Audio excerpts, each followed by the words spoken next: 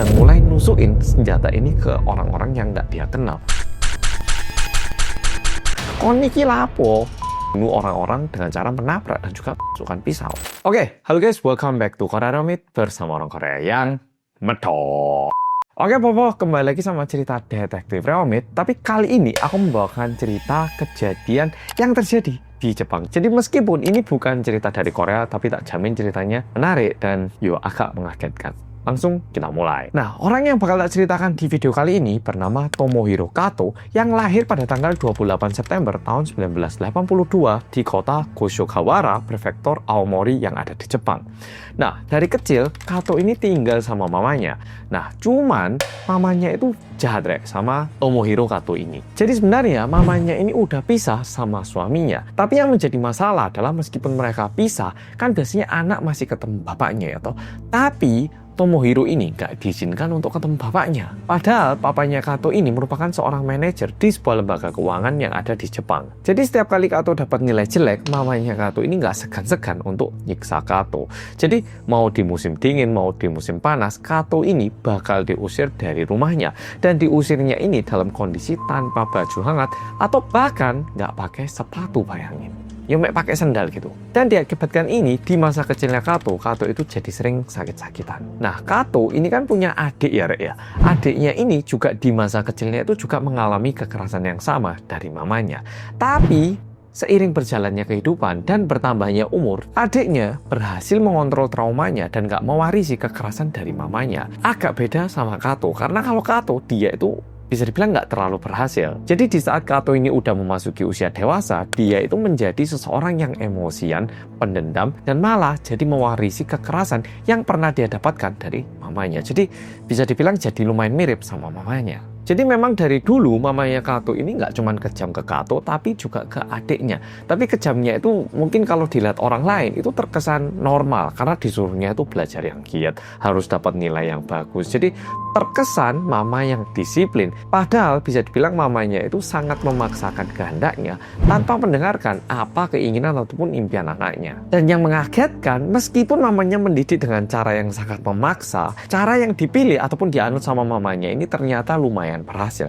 Kato ini nantinya menjadi anak yang pintar dan bahkan mendapatkan nilai yang bagus dari ujian-ujiannya. Udah gitu, dia ini juga aktif di kegiatan fisik kayak keolahragaan. Jadi meskipun metodenya salah, ternyata hasilnya itu masih memuaskan. Dan ini yang membuat mamanya ngerasa, loh kan anakku ini tinggal tak dorong dikit loh bisa. Dianya aja agak malas-malasan. Nah, kesannya jadi kayak gitu. Nah, pas Kato masuk SMA, perilaku kasarnya Kato ini mulai terlihat. Dia bersekolah di SMA Aomori yang saat itu merupakan salah satu sekolah elit di Jepang.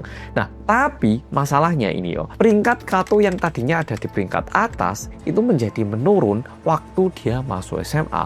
Dari total 360 anak, Kato mendapatkan peringkat 300. Jadi bisa dibilang 20% terbawah bisa dibilang sangat rendah dibandingkan sebelumnya. Dan ini yang nantinya menjadi masalah di saat Kato ingin mendaftarkan ke universitas favoritnya, yaitu Universitas Hokkaido. Dan sebenarnya dia ini nggak cuma tidak diterima di Universitas Hokkaido, tapi juga tidak diterima oleh banyak universitas. Sehingga nantinya Kato ini mulai kuliah di Nakanihon Automotive College. Kalau di Indonesia ini mungkin kayak sekolah tinggi otomotif. Dan setelah lulus dari sekolah itu, untungnya Kato langsung mendapatkan pekerjaan, meskipun itu merupakan pekerjaan sementara di sebuah pabrik spare part mobil yang bernama prefektur Shizuoka.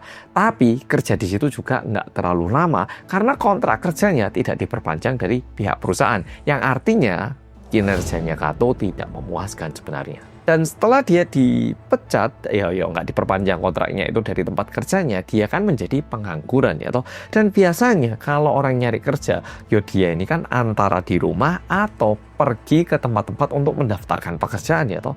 Tapi anehnya Kato ini yang bilangnya nyari pekerjaan malah nggak pulang-pulang ke rumah untuk berhari-hari. Dan semenjak itu hubungan Kato sama mamanya ini mulai semakin memburuk. Dan karena hubungannya juga semakin memburuk, Kato jadi lebih sering tidak pulang ke rumahnya.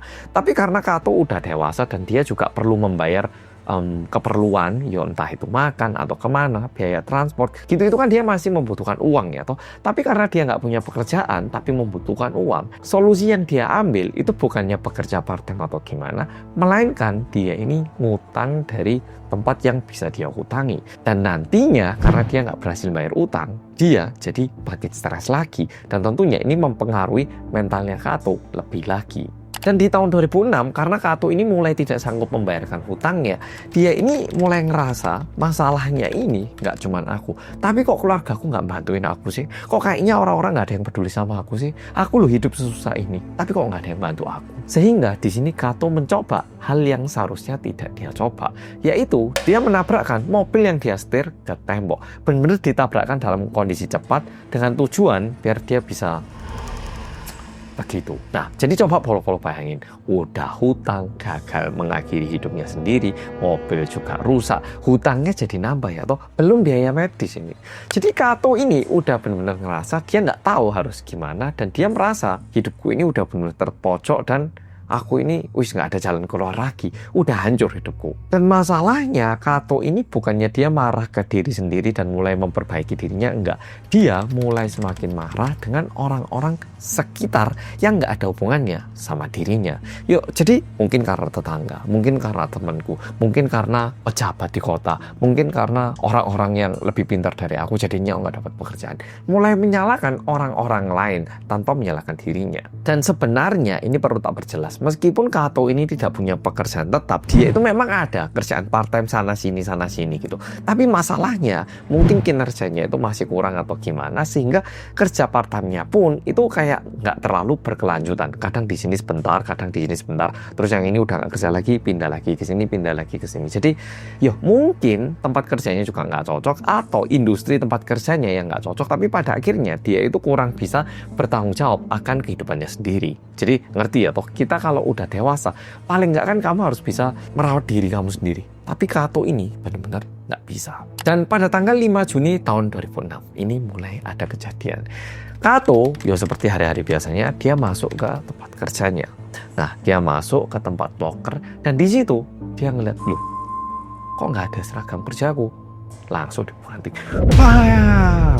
Kato ini langsung mulai menuduh orang-orang di tempat kerjanya dan bilang kalau orang-orang di tempat kerjanya ataupun rekan kerjanya ini ngumpetin seragamnya. Dan melihat itu, Kato ini jadi marah banget dan langsung pergi dari tempat kerjanya, alias ya wis langsung pulang gitu. Padahal logikanya, kalau misalnya kejadian sekali kan bisa tanya ya atau ke rekan kerja yang lain, lihat nggak bajuku? Kalau nggak, bilang ke atasan, ini saya mau kerja tapi saya nggak ada seragamnya. Kan harusnya bisa ya toh. Tapi Kato ini langsung emosi dan kayak membuat keputusan akhir yang menurutku sangat tidak menguntungkan dirinya. Dan yang menarik, Kato ini kan marah dan dia langsung pulang ya toh. Dan di saat dia pulang, secara otomatis Kato itu langsung mikir, oke, berarti aku udah dipecat dari tempat ini. Padahal pihak perusahaan itu tidak ada rencana untuk mecat Kato. Jadi dari pihak perusahaan bisa dibilang itu masih nunggu kedatangan Kato besok dan hari itu gitu. Tapi Kato ngira kayaknya aku udah dipecat. Dan itu selesai gitu buat dirinya. Jadi kita nggak tahu apa yang membuat Kato semarah itu. Mungkin stresnya yang terpendam meledak atau gimana. Tapi 3 hari setelah kejadian itu, pada tanggal 8 Juni tahun 2008, Kato ini mengupload sebuah postingan di website bernama Extreme Exchange Revised dengan kata-kata, saya akan orang di Akihabara. Dan ternyata ini kejadian beneran. 20 menit setelah itu ada satu truk yang mulai menabrakkan. Jadi kayak nyari orang untuk ditabrak, dan pejalan-pejalan kaki itu mulai ditabrak. Dan ini kejadiannya terjadi di Akihabara yang merupakan pusat pembelanjaan. Setelah dia menabrak pejalan kaki, bukannya dia pulang atau berhenti, dia parkir mobilnya, turun dari mobil, bawa satu senjata dan mulai nusuk senjata ini ke orang-orang yang nggak dia kenal. Yes, bener-bener ngawur ini, bener-bener ngawur. Dan korban yang ada di situ, mereka ini nggak ada salahnya, bahkan nggak kenal sama si Kato. Dan tentunya tingkah laku Kato ini mengakibatkan kekacauan yang sangat parah di daerah Akihabara. Tapi untungnya masih ada beberapa orang yang berpikir dengan kepala dingin, dan mereka langsung melaporkan kepada polisi. Dan mirip dengan Korea, Jepang ini kan juga sangat modern. Polisi yang mendapatkan laporan langsung meluncur ke Akihabara dan berhasil menangkap Kato yang sedang melakukan aksi gilanya. Tapi dalam waktu yang begitu singkat, Kato sudah menghabisi 7 orang dan bahkan ada 10 orang lain yang terluka parah dan tergeletak di jalanan Akihabara. Dan ini merupakan serangan terburuk di sejarah Tokyo sejak tahun 1995 setelah insiden aliran sesat yang dibuat sama Aum Shinrikyo. Nah, yang ini nanti tak jelaskan di video berikutnya. Tapi sekarang kita lanjut untuk ceritanya Kato ini dulu. Oke, di video berikutnya bakal tak bahas ini. Sabar.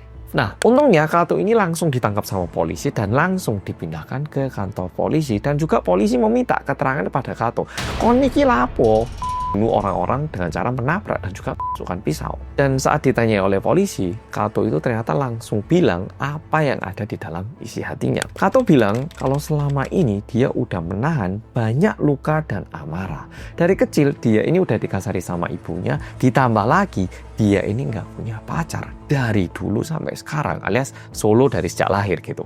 Dan dia merasa nggak ada perempuan yang pernah suka ataupun tertarik sama dirinya sebagai seorang laki-laki. Jadi dia ngerasa aku ini manusia yang sangat-sangat nggak beruntung. Ya, kesannya kayak gitu. Dan satu-satunya teman yang dimiliki sama Kato adalah teman-teman via internet. Tapi meskipun dia punya teman-teman di dunia internet, Kato ini masih merasa kalau dirinya itu sendiri dan sangat kesepian. Jadi meskipun ada teman online, karena nggak ada teman di dunia nyata, dia itu merasa sendiri dan ya bener-bener kayak dikacangi gitu. Dan setelah dicek, Kato ini ternyata sering membuat postingan dengan tulisan kayak gini. Kalau aja saya punya pacar, pasti saya akan semangat kerja. Terus ada postingan lain lagi bilang kayak gini, satu temen aja aku nggak punya, apalagi masa depan. Dan aku selalu diabaikan sama orang-orang sekitarku, soalnya aku jelek.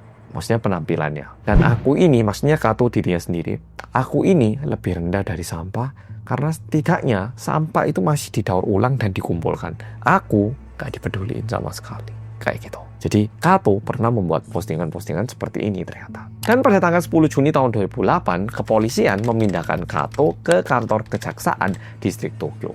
Dan di situ Kato dianjurkan untuk melakukan tes psikolog.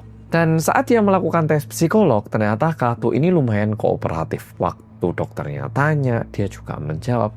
Dan nantinya orang yang melakukan tes ini tanya ke Kato, Kato, kamu loh tak lihat orangnya gak apa-apa. Kamu kenapa sih melakukan hal-hal seperti itu?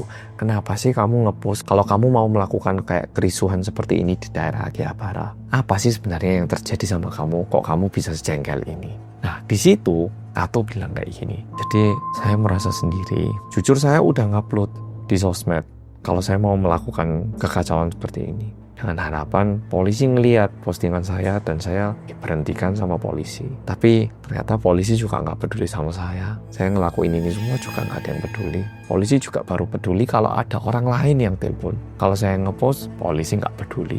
Nah, itu yang disampaikan sama Kato.